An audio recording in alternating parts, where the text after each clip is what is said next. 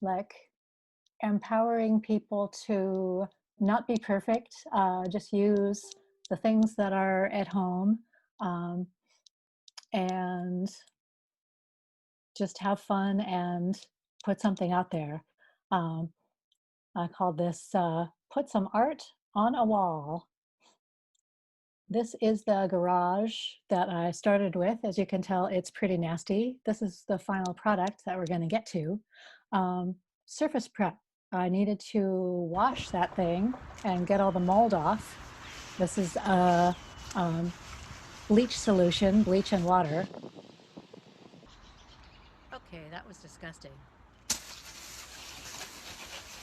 I hosed off the entire thing just to get all the dust off and everything. You know, if I knew how clean these things could get, I would have done this a long time ago. Yikes! I'm trying to just use materials that most people can find at home. Old paint, an old brush, kitchen sponge, rags to clean up with. I'm opening the cans with a spoon, and I did have some painter's tape. You can use masking tape if you need to. That really helps to keep the edges tidy. I'm using a string and a pencil to map everything out. And this is my collection of old paint from the basement. I do this a lot, so I had a bunch of different colors, luckily. Between you and your friends and neighbors, you might be able to find some good ones. Hey, I'm taping the molding because I know I'm going to be messy and I don't want to have to clean it up afterwards. So I have some blue tape here. If you don't have this stuff, you can use regular masking tape, even packing tape if you don't stick it down too hard.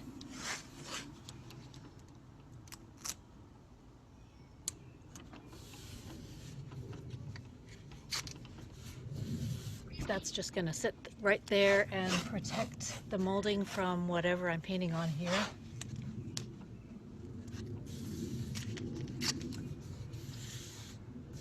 And having it be that thick means if I run a roller against it, it'll still stay clean. It's worth doing, trust me. You know, you say you're gonna be all careful and everything, it always messes up.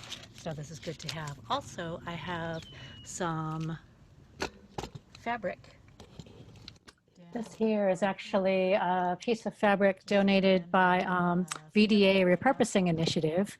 I think it used to be part of a trade show. And so that's been really, really useful for a bunch of, which is great. See you soon. That's been useful for a bunch of projects. Next, I'm going to just fill in the background. This is a bunch of spare blue that I had around. I know I wanted to do a light color to start up with at the top. So I'm just mixing my lightest with some white and nothing particularly precision. I'm just trying to go for something that looks nice and is going to have like a family of other paints that I can mix to go with it. So that's a nice light blue there. And brush technique. Sometimes people try to lay the brush really flat on the surface. That's just not going to work very well. I tend to keep it like out and then use the ends of the bristles to kind of massage it into whatever texture is there. Here we've got texture from an old coat of paint that was brushed on. You can tell because of all the sideways ridges. And then once you've got it in the surface like that, then I tend to give it a smoothing. Oh, little bug, sorry, goodbye. Sorry, bug. I tend to give it one smoothing brush.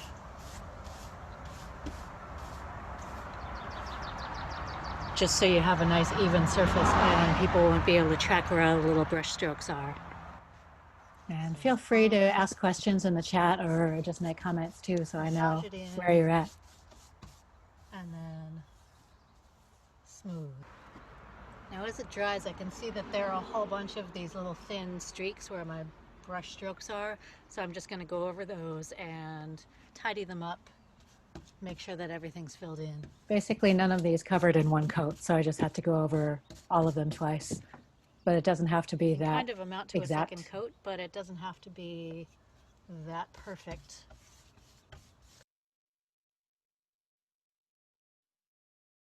So, test of what we can find at home. The second color, I wanted something just a tiny bit darker. So I'm mixing a medium blue with something similar to the one that I had there, and just generally going for something that looks nice.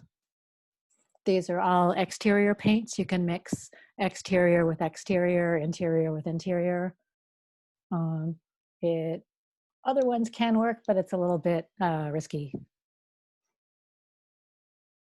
I like to keep the lips of the cans pretty clean. That way my tops don't get stuck on, or they're able to make a seal again.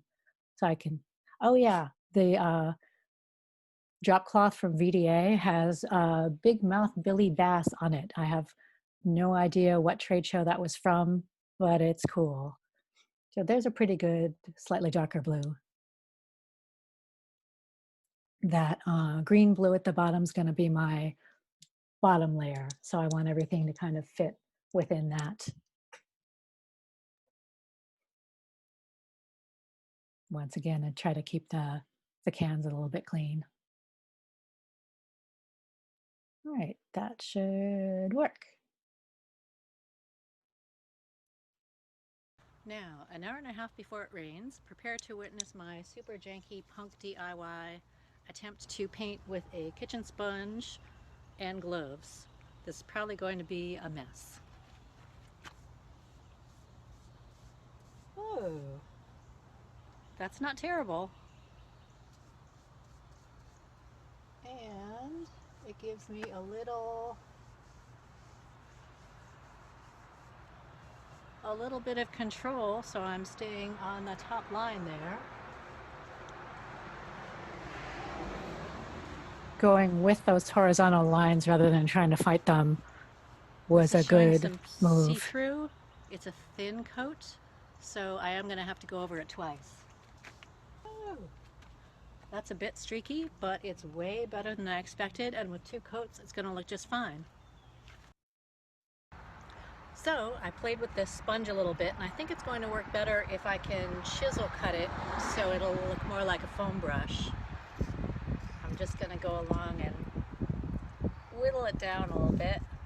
Because we're tool using animals.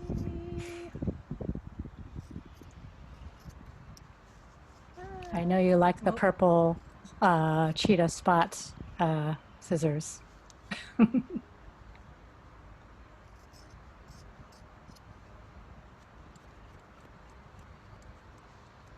Yeah. There, instant brush. So now maybe that'll act like a real brush and leave less brush strokes. One time in Wales, I painted with sheep's wool on a stick. Huh? Okay, let's try it. The art of the kludge. And it kind of works. That was actually really good for getting in that little joint between the door panels. Alrighty, I have just unscientifically proved that you can paint a wall with a sponge. So you have no excuses. It's possible. No, I skipped here to the bottom panel because I knew what color that was going to be. I just wanted that out of the can. And the other 2 I'm just doing easy and quick with a roller. If you have a roller and roller cover in storage somewhere, they're nice and quick, but you do have to go and finish off the edges with a brush anyway. I love that. Love those colors. Green and purple together. It's kind of 80s, but fun. Get it nice and soaked, not too drippy. You can see that drop cloth has been well loved. Oh, and you can see all the junk in our garage.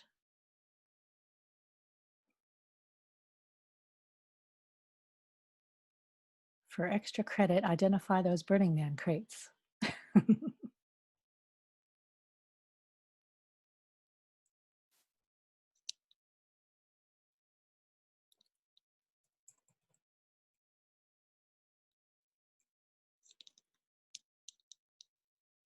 Yeah, and tidied up with a brush around the edges. Ready for the last color. Now I want it to be kind of halfway in between the middle one and the bottom one we just did. So got the bottom one, got yesterday's color. I'm just going to mix them together. I think that should work, right? This is pretty much kind of half and half, just so that it looks about right. And always go for just a shade lighter than you think you'll need when you're looking at it wet, because it does dry about a shade darker. So here I'm comparing the two of them wet to see if there's enough of a difference. You can also like let them dry. What's this look like now? So it's a little darker, a little greener. It should be a good middle.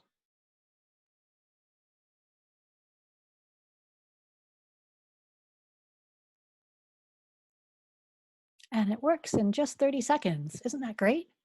It went so fast.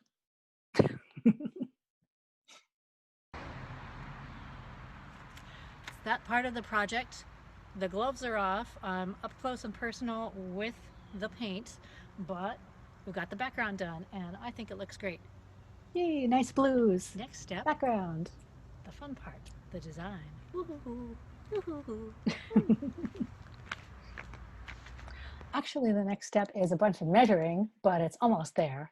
I wanted to show you an easy thing with string, because that should be super accessible. You don't need a lot of equipment to construct this, but it looks geometric and cool. I do have a measuring tape. If you don't have a measuring tape, you can like use your hand span or use string and divide it in the middle. The name of the game here is to find the middle point, do a horizontal and vertical, That's awesome. and then get the in-betweens. I'm just doing an 8-sided symmetry I'm here. going to use some string and tape to make myself a straight line. If I was working with a friend, they could hold the other string for me, but this is just as good. Sorry, friends. You're actually better than string and tape.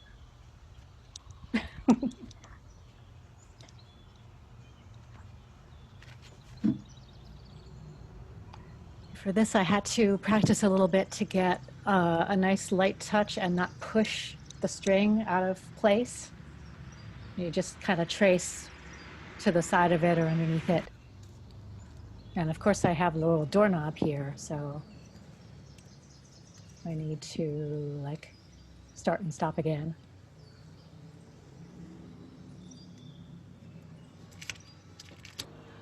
I'm going to use string and a nail to help me make circles to measure for the next 4 diagonals.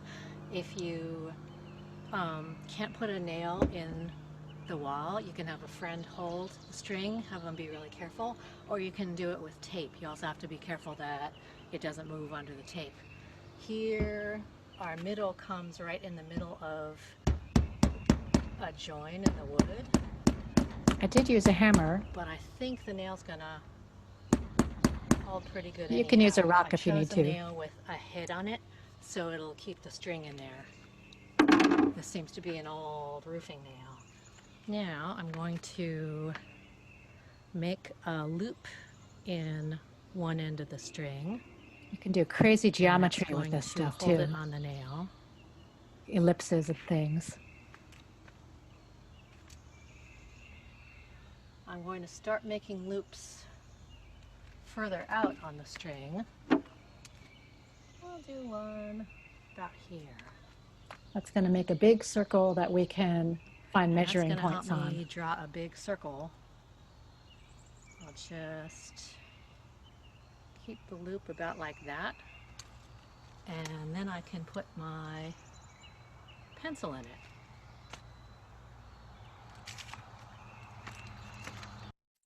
And it's good to keep the string like right up next to the wall. If it slips out like that, it can be a little imprecise and change your size of your circle.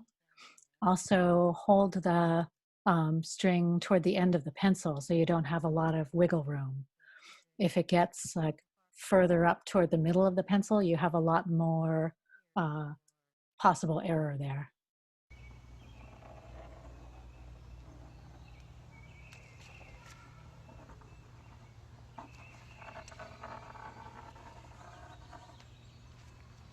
And of course, it doesn't have to be millimeter perfect.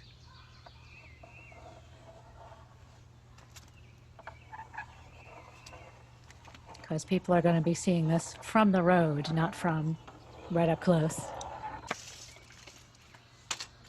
Now I'm measuring from like line and circle intersection to the other line and circle intersection, finding the middle point, and then drawing the 45-degree diagonals. If you can't hold the measuring tape perfectly, just train your eyes on a little imperfection in the wall and quickly make the dot there. Okay, this is my new, better, longer string. There's my measuring point.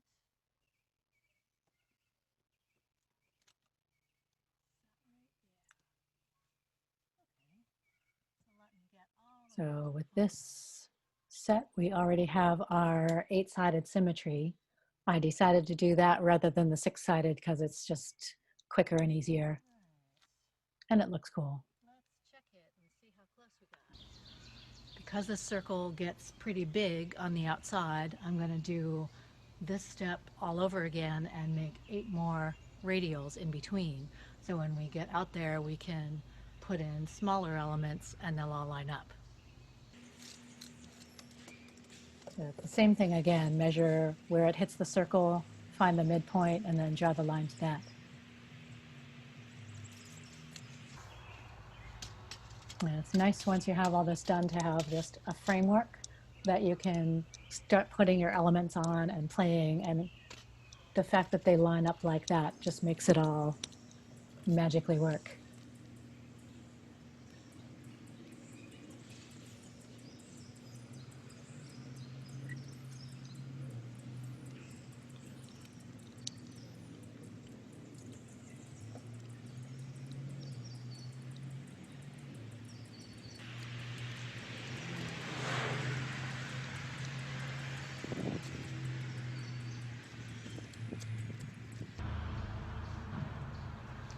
We have all our radials here.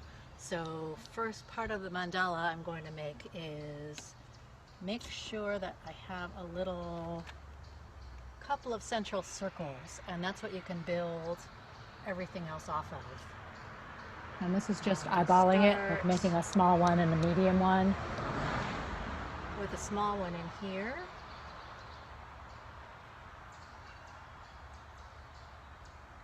I could just do these with a paintbrush, but I want to kind of plan stuff a little.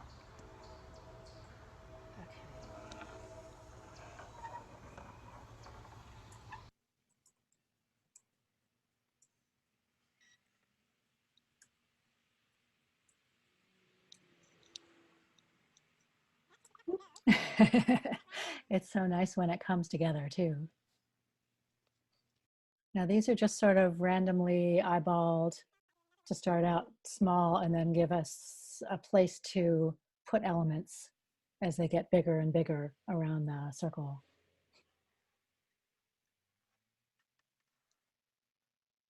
And it's starting to look like something.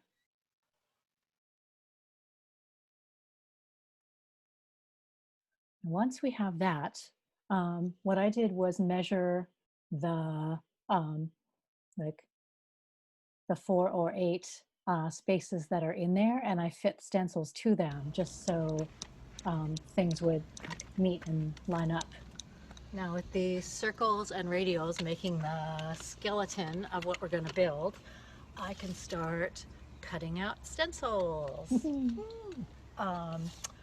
I'd like to have one be based on this outer circle. That's going to be 12 inches and maybe 13 inches tall.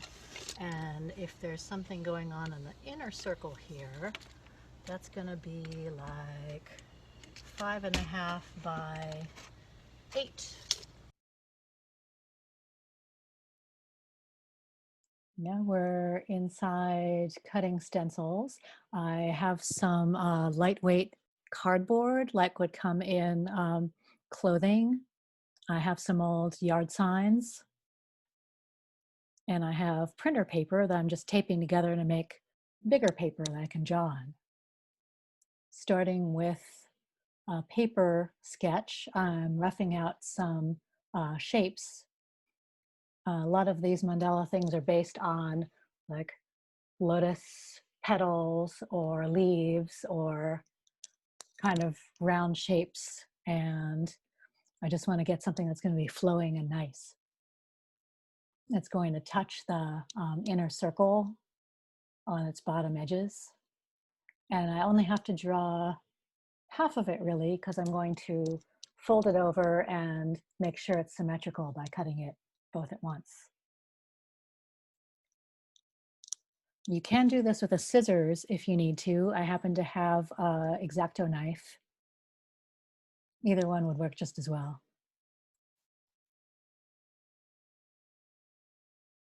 Now the part that we cut out is going to be our painted white area.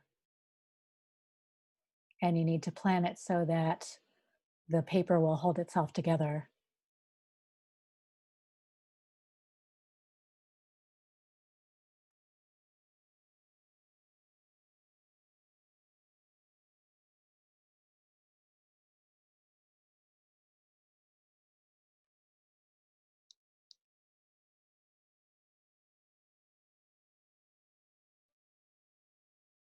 Yeah, so now that I know what the shape is, I'm going to transfer it to a sturdier piece of cardboard.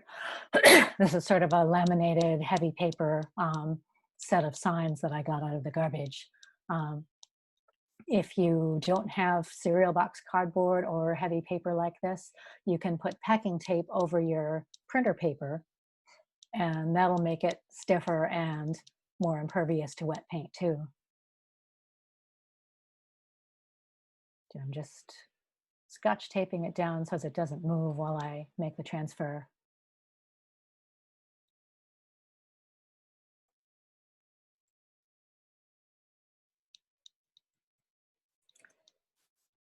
Yes, thank you people for sticking with us. It's good to see you. Now I'm just using a pencil to transfer the design over to the heavier paper, and then I'm gonna cut it out.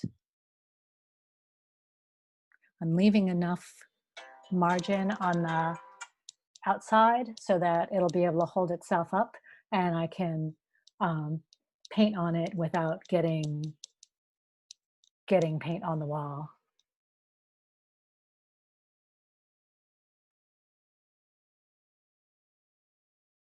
And if all you have is smaller pieces of heavy paper or cardboard, you can always packing tape several together.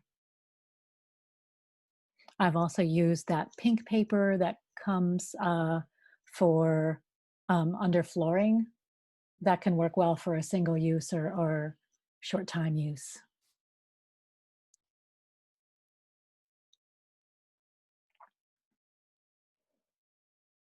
This stuff has a little bit of shiny plastic coating or something, so it stands up to the paint really well.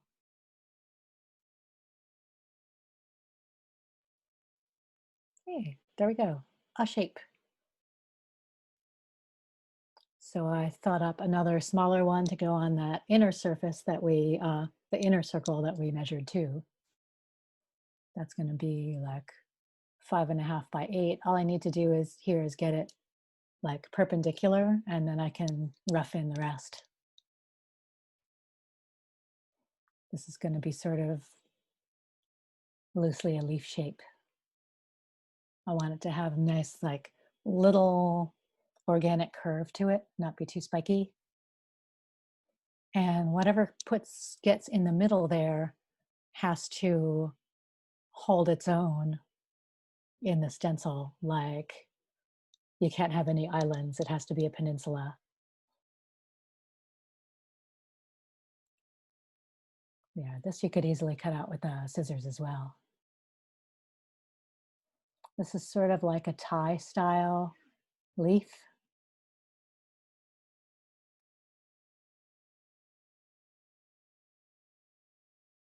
I want to just make sure that everything has a smooth curve.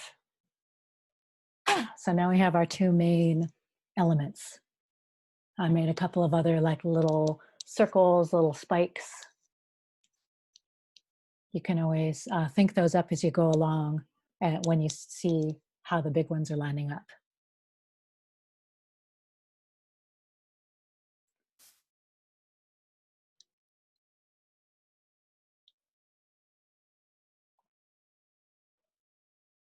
Here, I broke out the Sharpie because it's faster.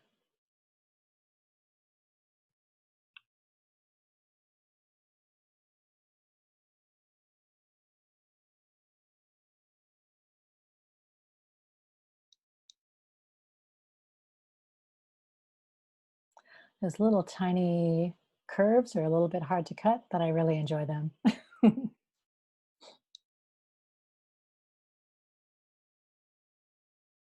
And I'm marking the midpoint here so it can line up with our radials. That'll be an easy way to like orient it on the wall. Yeah, and now we're ready to go.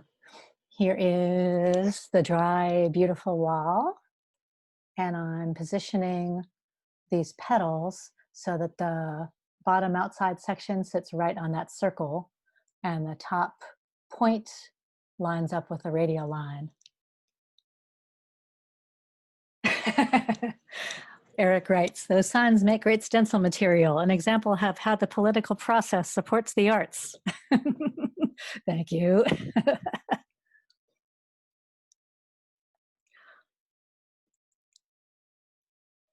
Or how we have to make use of what's available. I have some of that, some outdoor white and the same sponge. I'm just going to stipple it like Martha Stewart. You have to make sure not to get a lot of paint up under your paper, so because it would like run and smush. So you want to kind of like do a little, get the majority of the paint off in the center, and then swipe away from the paper just a little bit, so you're not shoving anything underneath it. And the rest of it is just like stipple, stipple, stipple. And if it's uneven, it doesn't matter. It kind of adds to it, I think, to have a little bit of texture there. It's pretty easy to get the hang of, and it captures the sharp edge of the stencil really well.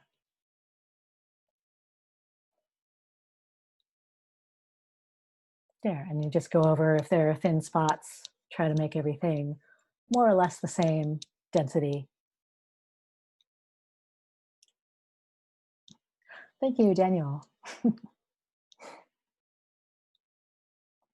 And here we're going across those, the join of the wood. So I actually poked some white in there.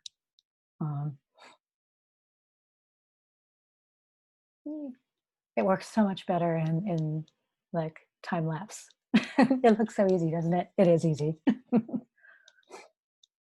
Yay, that's our first one. Yay.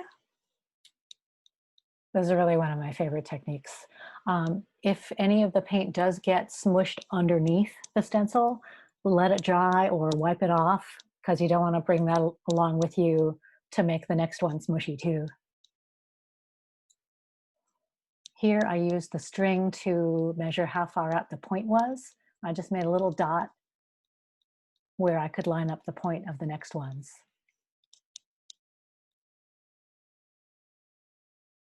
I found that was easier than trying to mark a lot of stuff on the stencil paper.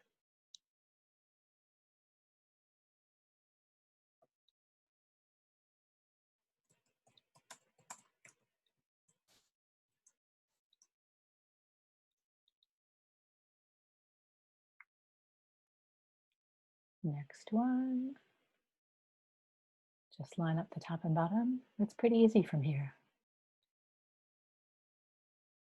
The only thing I had to watch out for was not getting my tape on my previous paint and not getting the paint that was on my hands on the back. So I wound up with a lot of gloves on, gloves off, burlesque.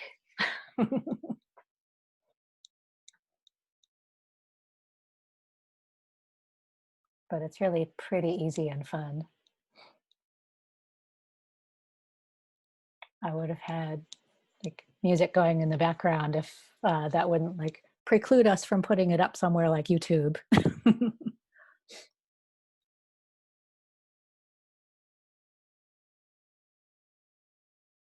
Boop, boop, boop, boop, boop, boop, boop, boop, boop. Yeah, and when it's a little bit textural like that, I think it livens it up a bit.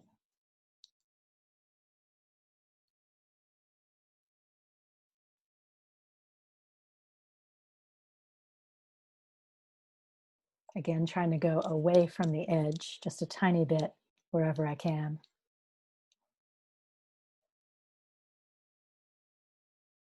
I haven't had any major seepage yet. This has worked really well. And there they are. The next one, I decided to offset just to like balance everything a little bit. We've got our other radials there. That makes it easy. I'm just, whoa, that was the drugs. I'm just like making sure it lines up on the inner circle, and like we'll see how close and how far away things are, how many other like elements we'll want to put in there.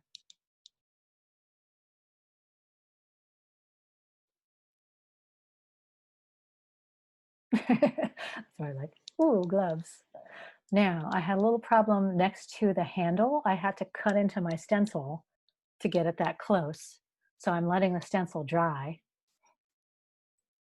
Here, there's a lot of rounded shapes, so I decided to use a pointy one to offset them and give us a little variety. Yeah, I think that like livens it up a bit too. It's nice to make a rule and then break it. That's my cut stencil. It's dried now, so I'm just doing the mirror image, flipping it over to finish that inner thing. And you can see there are a couple of little inaccuracies and variations in my shapes. I'm going to take my leftover background paint and go tidy those up at the end.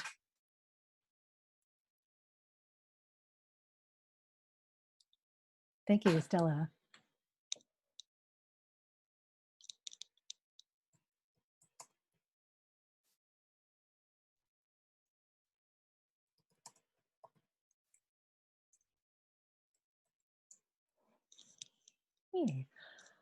Now I have another rounded shape that I wanted to use to start extending it. There's still a lot of wall to cover, but it started to look really white, so I decided to switch it up and add a little bit of color. I don't want to go like whole hog on the color, but I think this will give it a nice variation.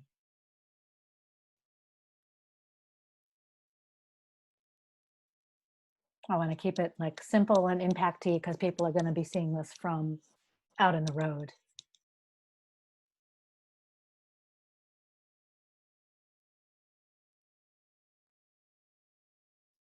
But I think this like warm golden yellow goes nicely against the cool greeny blues too. There's a couple of little spots there. We'll clean those up later.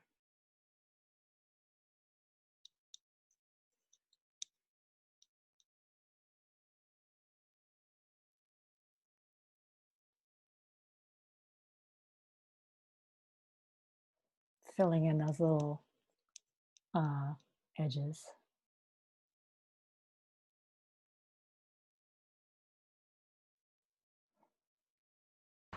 I step back, get a sense for what it's like in the hole. So sometimes things have to evolve as you do them. I'm kind of liking it the way it is right now, except I think I want to do one little thing where I take my white circles and I put them in those yellow hearts.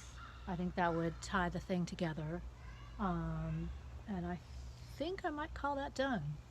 I'm liking it. I was going to put something in the middle, but the figure ground of leaving the middle blank is kind of appealing right now. So let's do that circle thing and see how it works. Yeah, I had planned to do like regular circles in the middle part, and it just didn't need it by the time I stepped back and looked at this.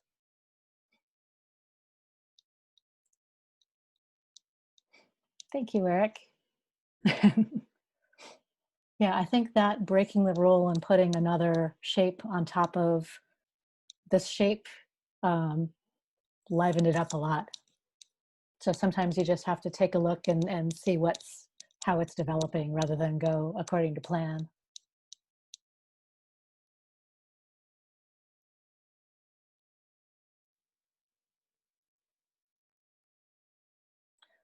For that stencil, I traced a glass. All right, I like this. I think I'm going to call it done. It's also getting kind of cloudy and threatening, so. Emiliano writes, is there some type of primer to protect the design from the elements? I used a bit of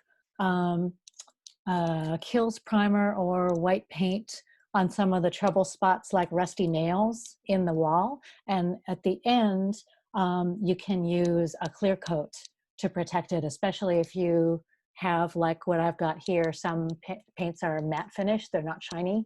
A gloss finish can kind of protect itself a little bit better. But anything that's a outdoor clear coat, Helmsman Spar Urethane is the Cadillac, but there are also a lot of spray can clear coats that work real well. Just make sure that they're outdoor rated. A lot of the regular polyurethane you get is indoor, so you have to like read the fine print on the can. Often like the Home Depot clear coats for lawn furniture and stuff is going to be pretty easy. If you just Google for outdoor clear coat or outdoor clear polyurethane, there's a bunch of them. Thanks. A good time to stop. No, it does, but it'll get dirty. There are a couple of little slubs and flaws that I'm going to clean up with the background colors I have left over, but basically, I'm happy with it. Let me know what you think. And after tidying up with background color again, I'm glad I saved a bunch of it. That's what it looks like. I had been planning to do like more, but I think the simplicity, especially seeing it from a distance, gives it a lot of pizzazz. So sometimes you have to know when to stop too. I'd be excited to hear your thoughts. If you have any projects of your own that you're planning or any questions, I'd be happy to chat that over with you. Cecily writes, what is the stencil made of? I used heavy paper, light cardboard, outdoor, I think they were like indoor political signs. I have some here.